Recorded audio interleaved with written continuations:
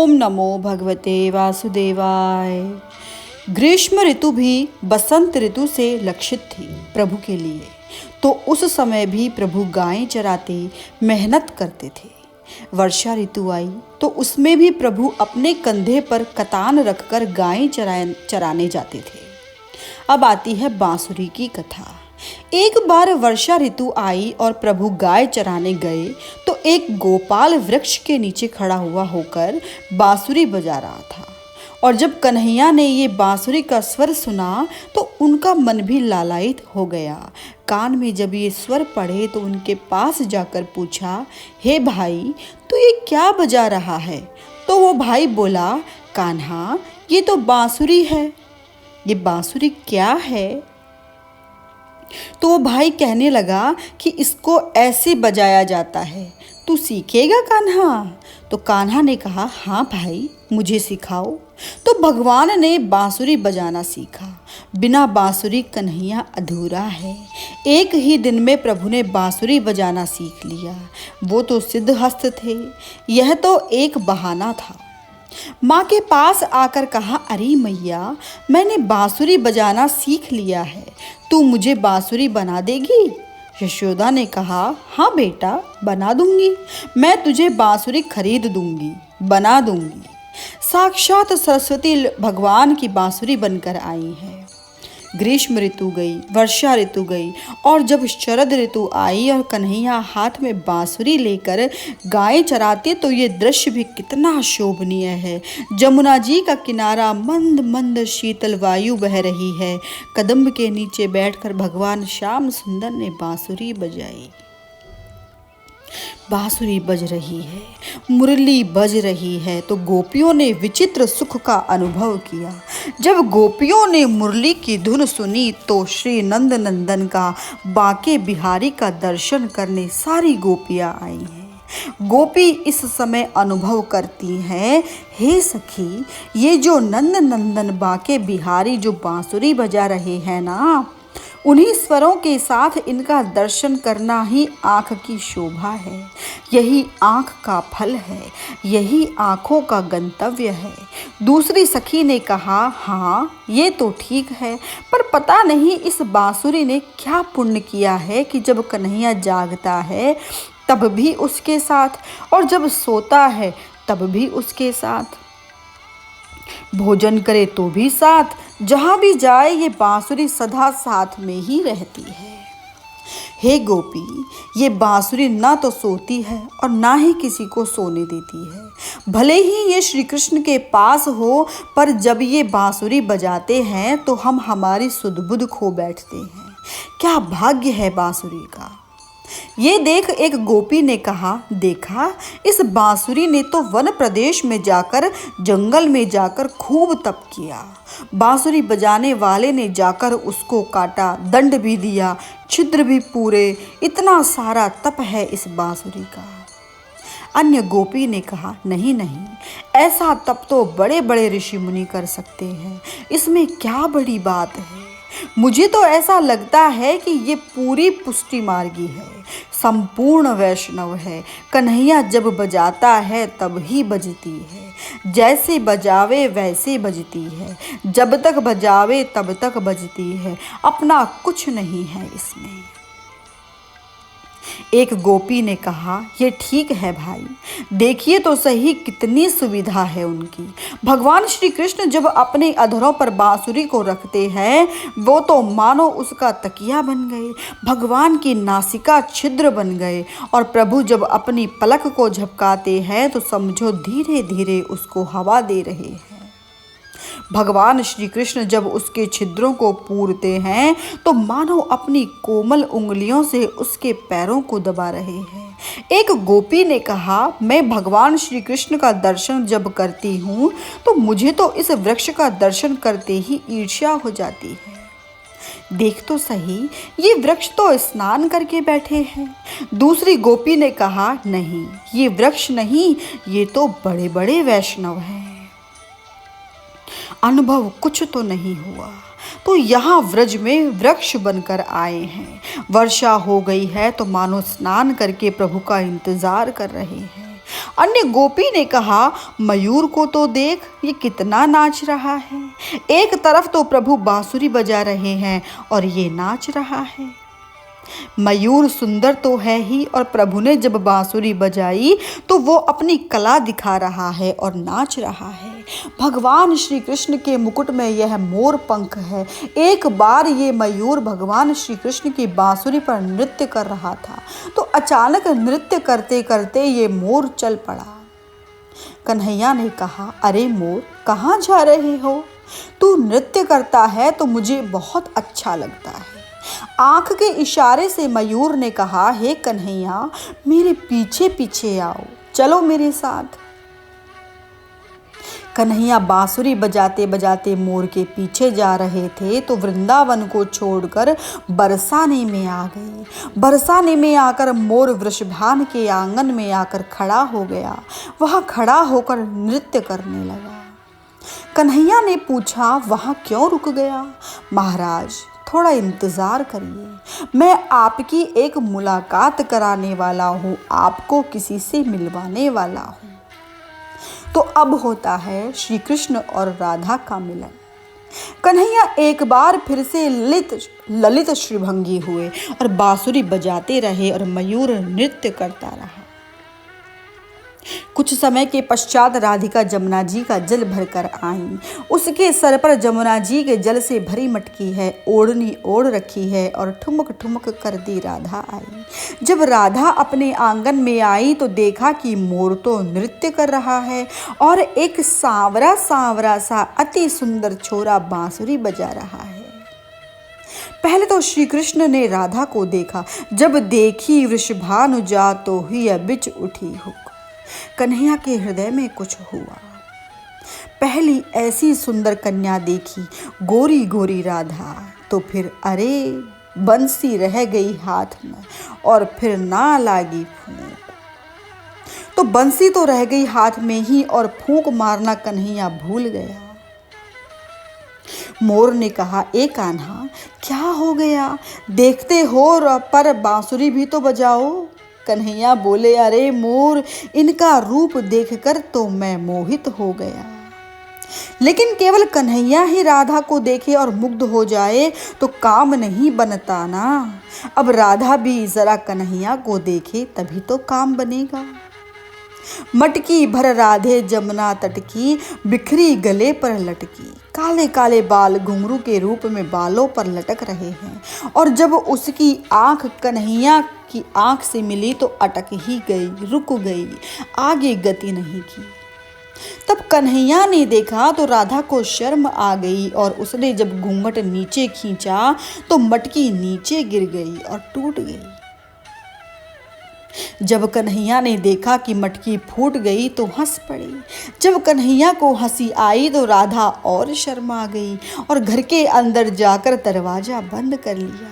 मोर ने कन्हैया को तिरछी आंख से देखा और कहा, क्यों कन्हैया, कैसी लगी है? भगवान ने कहा, अरे मोर, ये तो बड़ी सुंदर मुलाकात तूने करवा दी, बहुत सुंदर कन्या का दर्शन करवाया तूने तो महाराज, क्या दोगे इसके बदले में? मुफ्त में मुलाकात नहीं होती। अभी तो मैं छोटा हूँ, मेरे पास तो कुछ नहीं है। नहीं नहीं महाराज, कुछ तो देना पड़ेगा। मेरे पास तो कुछ है नहीं, पर ये राधा से मुलाकात, उसका दर्शन जो तूने करवाया है, तो इसी याद में तेरा जो मोर पंख है ना, उसे मैं अपने मुकुट में सदा रखूंगा। इस तरह ये मोर मुकुट कृष्ण की शोभा बना। हे गोपी, देख तो सही ये मृगिया कितनी भाग्यशाली है। ये भगवान श्री कृष्ण का दर्शन करने आई हैं तो अकेली नहीं आई, अपने पति को लेकर आई हैं। और हम तो गोपियां हैं पर हमारा पति हमारे साथ नहीं है, हम तो कम भागी ठहरी। एक गोपी ने कहा, ठीक ठीक बात। एक गोपी, जरा इन गायों को तो देख। भगवान दामोदर, भगवान श्री कृष्ण अपनी बांसुरी जब बजा रहे हैं तो इनमें से ये अमृत निकल रहा है और ये गायें अपने कानों को ऊंचा करके कानों के माध्यम से हृदय में ग्रहण कर रही हैं। हृदय से स्तन तक आ रहा ये अमृत दूध के रूप में बह रहा है उनके स्तनों में से। एक और तो ये काली काली यमुना और दूसरी और 9 लाख धेनु। गायों के स्तनों से जो दूध बह रहा है उससे दूध की ये सफ़ेद नदी बन गई है और दोनों मिल रही हैं तो ज़रा ये देख कि कितना सुंदर दिखाई देता है। सखी ने कहा कि ठीक है भाई, लेकिन ये घरौंदे में से जो पक्षी बैठे हैं वो छोटे छोटे बच्चे, देख तो सही, ये रूप लोकन कर रहे हैं। दूसरी सखी ने कहा नहीं, ये कोई पक्षी नहीं है, ये तो बड़े बड़े ऋषि महात्मा हैं। तप करते करते कुछ अनुभव नहीं हुआ तो यहाँ पक्षी बनकर बैठ गए हैं और घरौंदे में से अपना मस्तिष्क ऊंचा करके ये दामोदर का दर्शन कर रहे हैं। सारा माहौल ही कृष्णमय हो गया है। वृक्ष ने दूसरे वृक्ष से कहा कि देखो, हमारे पास पत्र है, पुष्प है, फल है, लेकिन हमारे पास पैर नहीं है जो हम गति करके दामोदर की सेवा करें। वृक्ष ने कहा, अरे यमुने, आपके पास तो गति है और आप ही के किनारे तो दामोदर खड़े हैं और वेणु बजा रहे हैं, तो आप क्या हमारा एक काम कर सकती हो कि हम आपको पत्र, पुष्प, फल आदि दें, तो क्या आप भगवान कृष्ण तक पहुंचा सकोगी? यमुना जी ने कहा, हाँ, लाओ, दे दो। एक हवा का झोंका आया, कुछ फल गिरे, कुछ पुष्प गिरे, कुछ पत्ते गिरे और यमुना महारानी ने धीरे धीरे मंथर गीत से जहाँ दामोदर खड़े थे त्रिभंगी बने हुए धक्का मारकर प्रभु तक पहुंचा दिए। एक गोपी ने कहा कि इस गोवर्धन को तो देखो कितना भाग्यशाली है। कुछ भक्तों को महाभाग कहा, किसी को देवभाग कहा, किसी को भूभाग कहा, लेकिन ये तो बहुत भाग्यशाली है। कृष्ण जब यहाँ गाय चराने आते हैं तो उनके पवित्र चरणों का स्पर्श होता है तो इसके रोम खड़े हो जाते हैं। रोम यानी वृक्ष। परमात्मा में यदि तन्मय होना है तो वेणु गीत का नित्य तुम पाठ करो। इस वेणु गीत का नित्य जो पाठ करेगा वो भगवान श्री कृष्ण में तन्मय हो जाएगा। यही गीत का फल बताया गया है। वसंत ऋतु गई और हेमंत ऋतु आई। भगवान श्री कृष्ण अपने मित्रों के साथ गायें चराते। हेमंत ऋतु में पवित्र मास है मार्गशीर्ष। गीता में कृष्ण ने अर्जुन से कहा कि महीनों में मार्गशीर्ष मैं हूँ। इसी महीने में ब्रज कुमारिकाएं कात्यायनी महामाया का व्रत करती हैं। जमुना जी में स्नान करें और जब बाहर आएं तो वृक्ष की छाया में बैठकर जगदम्बा की प्रार्थना करती हैं। हे जगदम्बे, हे महामाया, जब हम बड़ी हो जाएं तो नंद बाबा के कन्हैया को ही हमारा पति बनाना। कात्यायनी की प्रार्थना। एक बार ये कुमारिकाएं हेमंत मास में मार्गशीर्ष में जमुना जी में स्नान कर रही थी तो कपड़े जमुना जी के किनारे रखे थे, जल क्रीड़ा कर रही थी। इतने में वहां कन्हैया आया और सारे वस्त्र उठाकर कदम्ब की डाल पर जाकर बैठ गया। वहां जाकर बांसुरी बजाई तो सब कुमारिकाएं समझ गई कि कन्हैया आ गया है। शर्म के मारे जब उन्होंने इधर उधर देखा तो कपड़े नहीं दिखाई दिए। ऊपर देखा तो सारे वस्त्र कन्हैया के पास थे। तो जल में स्नान करते हुए इन गोपियों ने भगवान श्री कृष्ण से प्रार्थना की, हे श्याम सुंदर, हम आपकी दासियां हैं। हे धर्म को जानने वाले, हमारे कपड़े वापस लौटा दो, नहीं तो हम जाकर राजा से शिकायत करेंगे आपकी। भगवान ने कहा, अरे गोपियों, ये कहाँ की रीति है कि एक और तो आप कह रही हैं कि आप हमारी दासी हैं और साथ साथ में साम दाम दंड भेद दंड भी दे रही हो। आप बाहर आकर ले लो। अरे कन्हैया, हम कैसे आए? नहीं, आप बाहर आओ। इस प्रसंग पर कुछ महात्माओं ने कुछ अर्थ भी किए हैं, लेकिन यहाँ बड़ा सुंदर भाव है। यहाँ कृष्ण से अलग कुछ है ही नहीं। ये जमुना जी भी कृष्ण है, ये लताएं, आकाश, ये धरा, ये सब कुछ श्री कृष्ण है। यहाँ रज कितनी है वह कृष्ण है और अंत में तो गोपी भी कृष्ण ही है। परमात्मा को देने में आदर है, फेंकने में तिरस्कार है। वैष्णव को प्रसादी देते हैं, फेंकते नहीं। जब यहाँ सब कुछ ही कृष्णमय है तो इस बात का तो सवाल ही पैदा नहीं होता कि वस्त्र सहित या बिना वस्त्र के। वास्तव में यहाँ परमात्मा रास पंचाध्याय की निमंत्रण पत्रिका भेज रहे हैं। हे गोपी, मेरे साथ रास खेलना चाहती है ना, तो तेरी मांग मैं पूरी करूंगा। एक बार परमात्मा गाय चरा रहे थे तो वन में भोजन का समय हुआ। आज सामग्री नहीं थी तो अपने मित्र को कहा कि जाओ, यहाँ से कुछ दूर पर विप्रगण यज्ञ आदि कर रहे हैं, उनके पास प्रसादी है, वो हमारे लिए लाओ, हम वो भोजन करेंगे। परमात्मा तो गाय चरा रहे थे, मित्रगण आए। ब्राह्मण लोग तो स्वाहा स्वाहा कर रहे थे। आते ही मित्रों ने कहा, हे भूमि देवा, सुनो, हमारी एक बात सुनो। भगवान श्याम सुंदर दाऊजी महाराज के साथ गाय चरा रहे हैं। दोपहर का समय हुआ है, भूख लगी है। जिस अग्नि में आप आहुति दे रहे हैं वही अग्नि तो हमारे पेट में है, जरा सा चरू हमें भी दे दो। लेकिन विप्रों ने तो कुछ सुना ही नहीं। वे तो स्वाहा स्वाहा कर रहे थे, उनको किसी प्रकार की रुचि नहीं थी। वापस आ गए। कन्हैया, वे तो हमें नहीं दे रहे, उनकी तो कोई रुचि ही नहीं है इसमें। भगवान को विचार आया कि ये विप्रों के यज्ञ आदि जड़ हो गए हैं, इनको तो क्रियाशील होना चाहिए। विप्र नहीं दे रहे हैं तो एक काम करो, माता के पास जाओ। माँ में अधिक प्रेम होता है, ऋषि पत्नियों के पास जाओ। मित्रों ने ऋषि पत्नियों के पास आकर कहा, हे माताओं, भगवान श्याम सुंदर अपने बड़े भाई के साथ विराजमान हैं। दोपहर का समय है, हमें थोड़ी खाने की सामग्री दे दो ना। ऋषि पत्नियों ने कहा, नहीं, हम नहीं देंगे, हम आपको नहीं देंगे, हम तो स्वयं आकर भगवान श्री कृष्ण को भोग लगाकर उनको स्वयं ही जिमाएंगे, हम स्वयं आएंगे।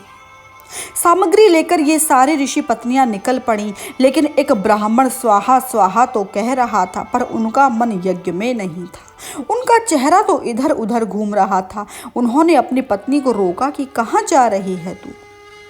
कन्हैया को जिमाने के लिए। वो बोला, नहीं, तू नहीं जाएगी, घर में बैठ। जबरदस्ती जब रोका तो जीव ने कहा कि भले ही मेरा शरीर नहीं जाए पर मेरे प्राण तो जाएंगे। ऋषि पत्नियों ने भगवान को जिमाया तो भगवान ने कहा, हे जीव, तूने मुझे तृप्त किया है तो मैं तुझे अतृप्त कैसे रखूं? ऋषि पत्नियां, तुम्हारी मांग में रास पंचाध्याय जब आएगा तो शरद पूर्णिमा की रात को तुम्हारी मांग मैं पूरी करूंगा। तभी प्रभु को विचार आया कि ये यज्ञ आदि ठीक नहीं हो रहे हैं, जड़ हो गए हैं, क्रियाशील होने चाहिए। वैसा ही एक यज्ञ वृंदावन में हो रहा था। सब सामग्री तैयार हो रही थी, नंद बाबा करवा रहे थे। कन्हैया ने आकर पूछा, बाबा, ये सब क्या हो रहा है? हे लाला, हम यज्ञ करेंगे इंद्रदेव का। इंद्र कौन है? इंद्र वर्षा करता है, हमें जीवन दान देता है। ये धरती में जो फसल पकती है वो इन्हीं के कारण से होती है।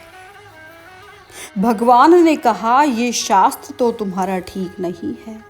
इंद्र की वजह से हम सुखी नहीं हैं। इंद्र वर्षा नहीं करवा रहा, वर्षा तो ये गोवर्धन करवा रहा है, और जल तो ये गोवर्धन दे रहा है। यज्ञ आदि करना है तो गोवर्धन का करो। अच्छा कान्हा, तेरे वाले यज्ञ में क्या होता है, ये कैसे करें हम? विशेष कोई बात नहीं, सुंदर सुंदर पकवान बनाओ, 56 भोग बनाकर गोवर्धन को जिमाओ, और जो भी आए सबको प्रसादी मिले। यज्ञ में देने वालों को अहंकार नहीं आता और लेने वालों को मन में न्यूनता नहीं अनुभव होती। ये ज्ञान यज्ञ है। यहाँ देने वाला कोई एक आदमी नहीं, देने वाले सब लोग हैं, और प्रसादी सबको मिले। अच्छा लाला, हम फिर क्या करें? गायों को अच्छी तरह से स्नान कराओ, श्रृंगार करो, हरी हरी घास खिलाओ, गोवर्धन की पूजा करो, और जो ये लोग आए उनको खाना खिलाओ। ये यज्ञ शुरू हो गया और गोवर्धन के नजदीक आकर इन लोगों ने 56 भोग लगाए।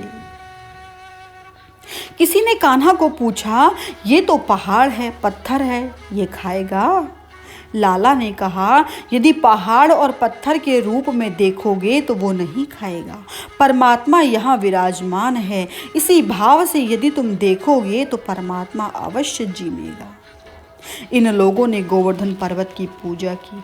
प्रभु इसमें दैविक स्वरूप में विराजमान है। जब लोगों ने प्रार्थना की तो गोवर्धन ने स्वयं प्रकट होकर 56 भोग को स्वीकार किया।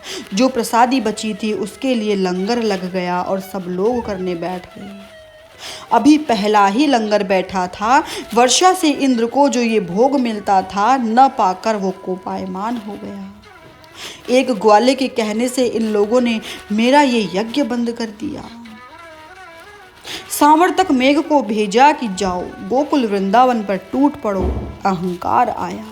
अचानक से आकाश में घने बादल आ गए। सारे ब्रजवासी भोजन कर रहे थे और ये तो कार्तिक मास था। वर्षा का तो समय भी नहीं था।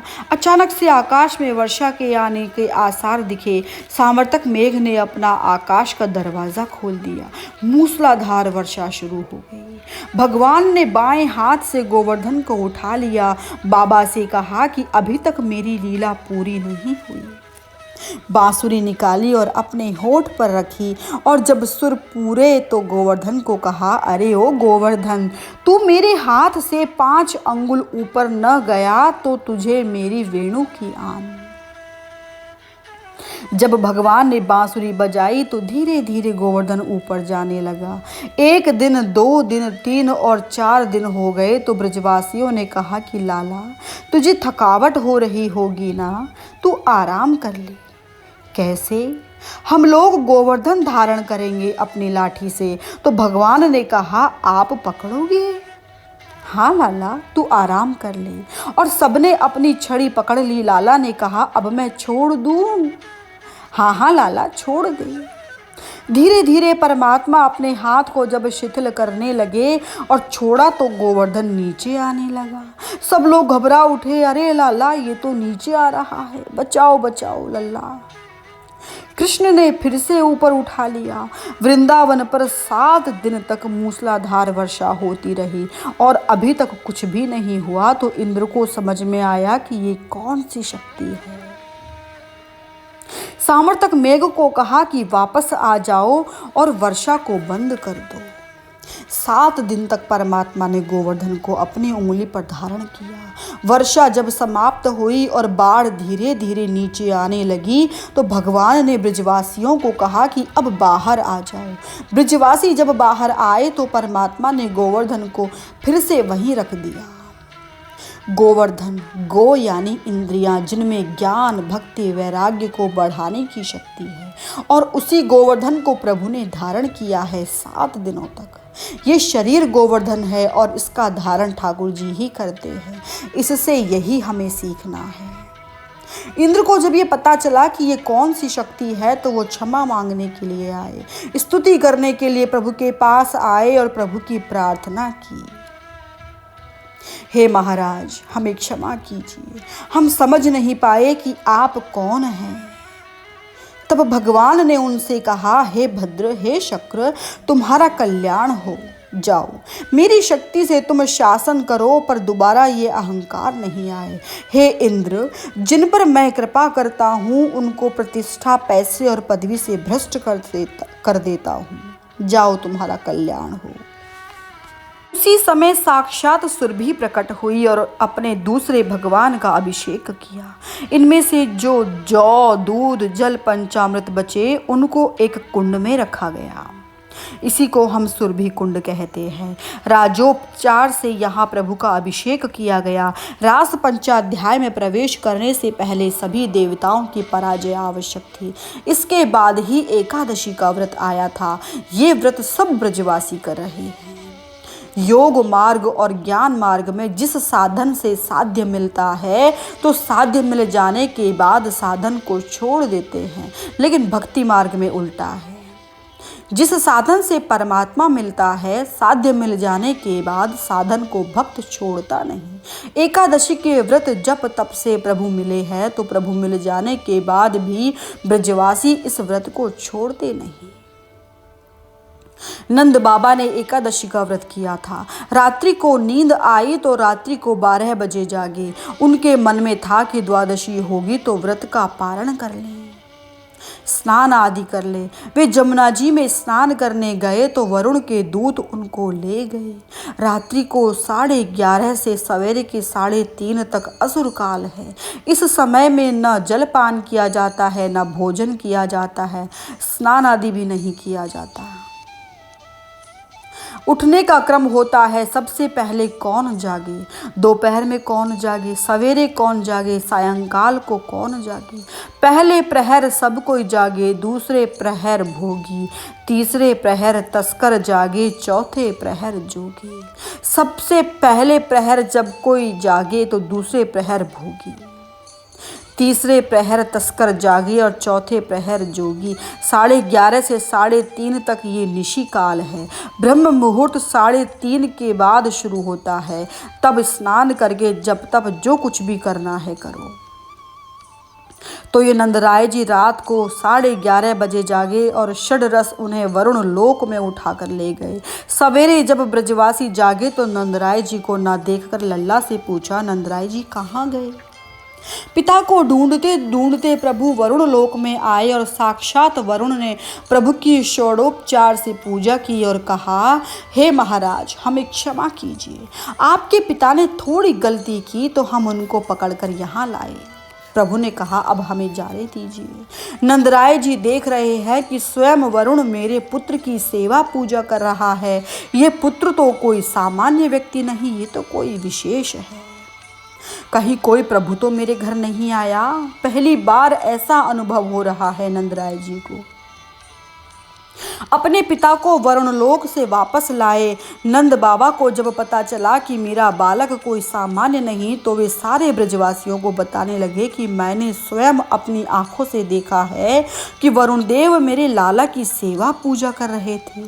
जब सबको इस बात का पता चला तो इसका भी स्मरण हो आया कि जब बार बार हमारे जीवन में उपद्रव आते थे तो ये बालक हमेशा बचाता रहता था।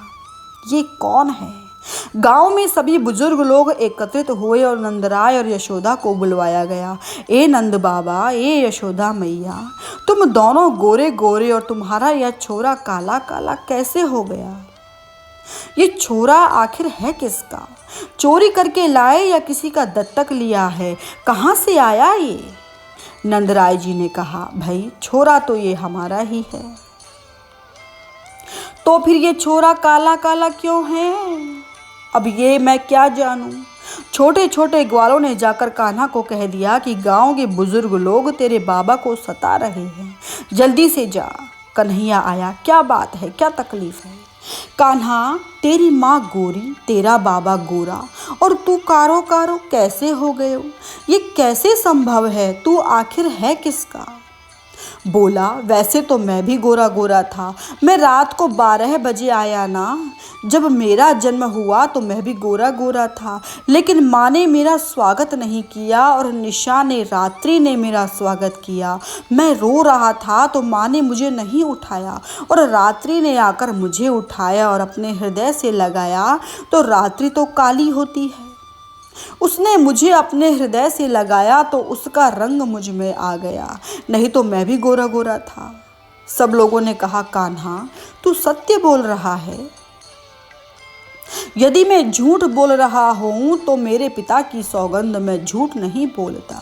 एक बार राधा ने पूछा, कान्हा यदि तू गोरा गोरा होता तो हमारी जोड़ी कितनी अच्छी होती। तू कारो कारो और मैं गोरी गोरी, तू काला काला क्यों हुआ।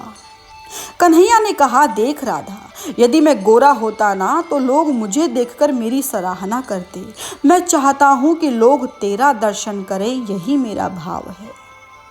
इसका प्रभार तो हमारे समाज पर भी बहुत है। लड़का चाहे काला ही क्यों ना हो, पर कन्या तो गोरी होनी चाहिए। ब्रजवासियों को जब पता चला कि ये तो साक्षात प्रभु हमारे यहाँ आए हैं तो लोगों ने प्रार्थना की, महाराज आपने तो हमारी ब्रजभूमि देख ली, जरा अपने बैकुंठ का तो दर्शन करा दो। प्रभु ने कहा, ठीक है, हम सबको साथ तो रहना ही है। तो प्रभु सब ब्रजवासियों को ऊपर ले गए बैकुंठ में। दिन बीतने लगे। जब वहाँ आनंदमय थे तो एक दिन गोपालों को इच्छा हुई कि हम कन्हैया का दर्शन करें। जब कन्हैया का दर्शन करने गए तो पार्षदों ने रोका कि यहाँ कन्हैया तुम्हें नहीं मिलेगा। क्यों भाई, बोले कन्हैया तो आपको वृंदावन में ही मिल सकते हैं, और राधा, राधा यहाँ नहीं है, वो तो बरसाने में है। तो श्रीमद् भागवत, बोले भागवत यहाँ नहीं मिलती, वो तो मृत्यु लोक में है। अच्छा तो जमुना जी, जमुना जी भी यहाँ नहीं, वो तो ब्रजभूमि में है। ब्रजवासियों ने सोचा कि जहाँ हमारा कन्हैया ना हो, जमुना रानी ना हो, भागवत ना हो, राधा रानी ना हो, तो ऐसे बैकुंठ को लेकर हम क्या करेंगे। श्री कृष्णम शरणम मम।